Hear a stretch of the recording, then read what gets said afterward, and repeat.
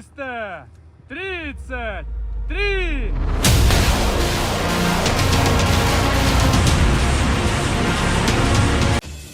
That was the picture from the early days of the war, but now the protests are back, more ferocious and more determined.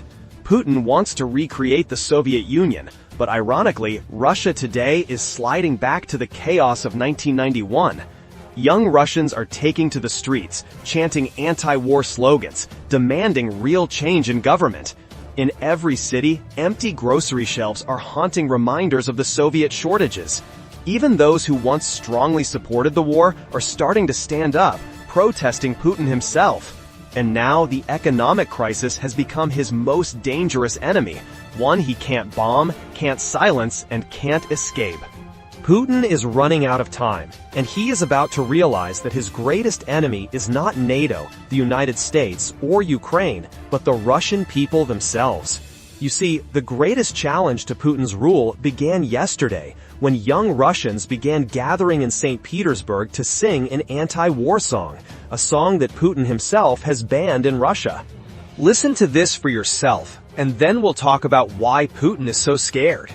So this isn't just an anti-war song, it's openly calling for regime change in Russia, and that's exactly why Putin is so scared of it. In fact, when the song came out in 2023, Putin banned it outright. The rapper who wrote it had to leave the country because Putin was hunting him down. Let's break down the lyrics a little bit, because if you're a history buff, this is a treasure trove. The song is called Cooperative Swan Lake, and the chorus that we just heard people singing in the clip basically translates to, "I want to see ballet, let the swans dance." Now, the swan reference actually refers to the famous Russian classical piece Swan Lake by Tchaikovsky. But for many Russians, especially those who lived through the Soviet Union, the song has a different meaning. You see, during the Soviet Union, whenever the government had bad news, this song would be played on repeat on every TV in the Soviet Union. They played this song when Brezhnev died. They played this song when his successor, Chernenko, died. And they played this song when his successor, Andropov, died. But for most Russians, this song is most memorable from 1991.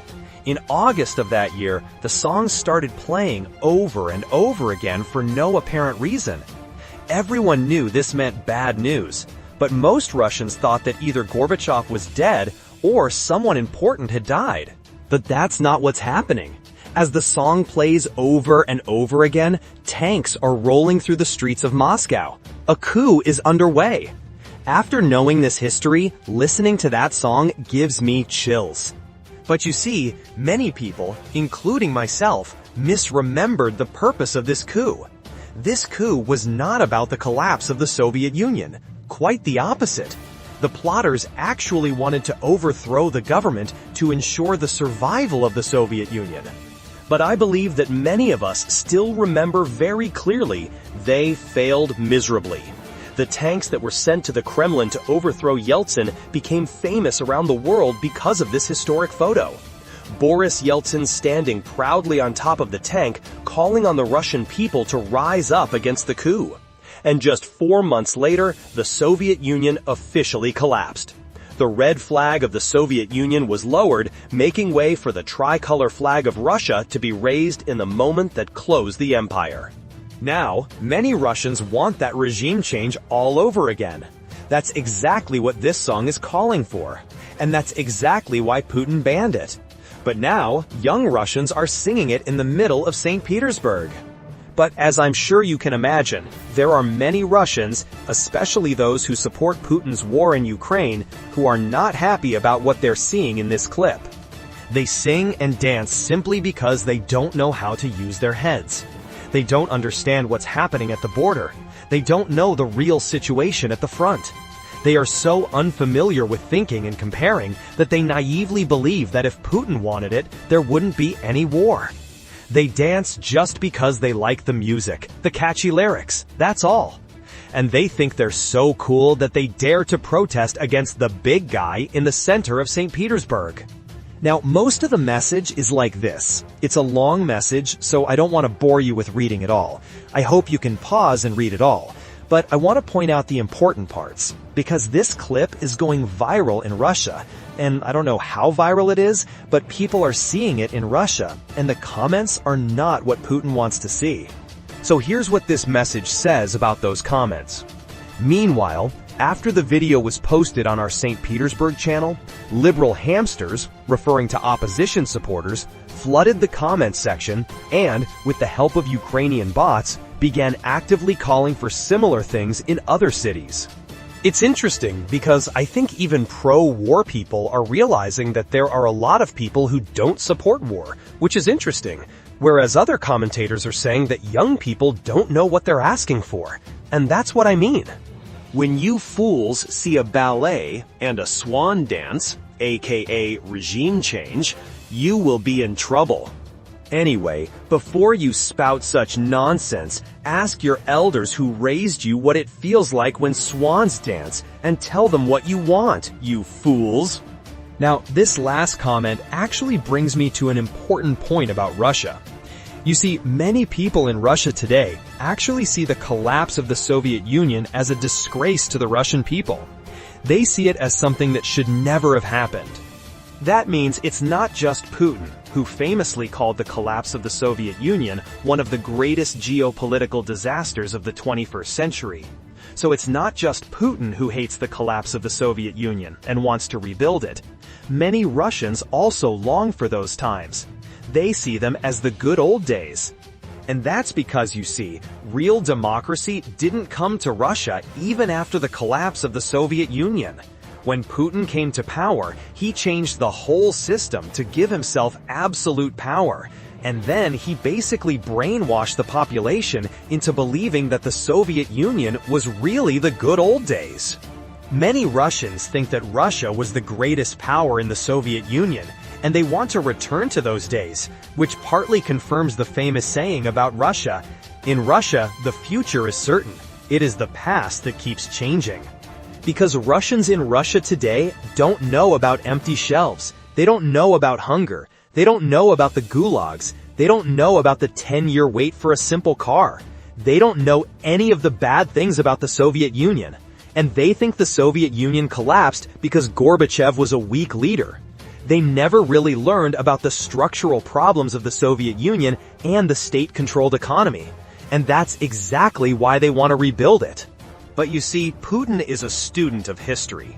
And even if his historical vision is a bit distorted, he knows that the Soviet Union collapsed because of economic problems. And he knows that Russia is going down the same path. You see, this protest is a big deal, of course. But protests have been happening in Russia for the past month or so, and the last protest before that, which happened just 3 days ago, was because people were angry about Putin raising taxes. People don't like the way taxes are going up while their salaries are getting smaller and smaller, and inflation is going up, so the prices of food, necessities are going up. Watch this clip. Well, I think it would be too high if they approved it. It would just be an unbearable amount for people. And in general, the Russian Far East would be left with no jobs and no money. Basically nothing. I mean, people simply would not be able to change their cars anymore. Absolutely not. Especially to electric or hybrid cars. For example, I personally have an electric car. The new recycling fee would be about 1,530,000 rubles, but my electric car costs 1,200,000 rubles. So it turns out that the recycling fee is almost the same as the price of the car, or even a little higher. Well, that's my opinion. I came here just for this, to support people and also to speak up. We are here to express our protest because we fully understand that a good Japanese car, even a used one, is unfortunately much better in its current state than our domestic car. Of course, we are patriots, yes. But we want our car manufacturer to be as good as the foreign cars we buy. What annoys me the most in life is when our government treats us like fools, thinks that we don't understand anything, and will swallow any initiative they propose, even if we don't like it. You see, Putin just passed a new law that increases VAT in Russia, which is like a sales tax, and it's now 22%. As you heard in the clip, more than 1/5 of the value of what you buy, you pay in taxes. But it's not just that. They have a lot of different fees. They now have different taxes on small businesses that didn't exist before. And on top of that, inflation is going up, sales tax is coming, and people just can't afford food. A lot of things we've talked about in previous videos. So you can see why the Russians, who actually supported the war in Ukraine, are still so upset. They don't care. Millions of Russians are dying in Ukraine. It doesn't hurt their wallets. But they do care that they earn less and are taxed more. And Putin knows that this kind of thing can become a bigger threat than the losses in Ukraine. And that's exactly why he used the Ukrainian drone excuse to cut off the internet. But some people are also unhappy about that because they can see that this is not about Ukrainian drones. Putin did not need to ban calls on Telegram and WhatsApp to stop Ukrainian drones. He did it because he did not want people using apps where he could not see what they were talking about. And that is why he forced Russians to leave Telegram, leave WhatsApp, and use this new app that the Kremlin created. It is called Max. I don't know if that is a pun or not, but it basically means maximum prison or something. But he wants people to start using it because it is made in Russia, so it is safe for Russians. But many Russians realize that's not really true, and they don't want WhatsApp to go away. So we have protests going on in Russia where people are calling for an American company to not be banned in Russia. Only Putin can do that. See this for yourself. Give us back our connection. Give us back our connection. The social tension expressed by the blocking of phone calls is pushing people onto the streets, and no one is willing to accept being forbidden to meet and hear from their loved ones. Naturally, as a political organization, we cannot ignore this. We have been working for a long time in Voronezh to defend the rights of students and workers. And in fact, we have become the only ones in the city who can speak for these people, ordinary residents of Voronezh, and say that we are against this and we are not satisfied. We gathered here on the basis of the rights guaranteed to us by the Constitution. We oppose this policy, this government initiative, because it directly violates our constitutional rights, the right to freedom of information and communication. As communists, we oppose restrictions on freedom. On the war map, the line between offense and defense is blurring. Russia's moves are still largely unknown, while Ukraine, exhausted as it is, seems to be preparing for something bigger than the world has ever seen. Reports from the front suggest that a brutal winter may be approaching. No one knows exactly who is controlling the battle, only that all sides are calculating in silence.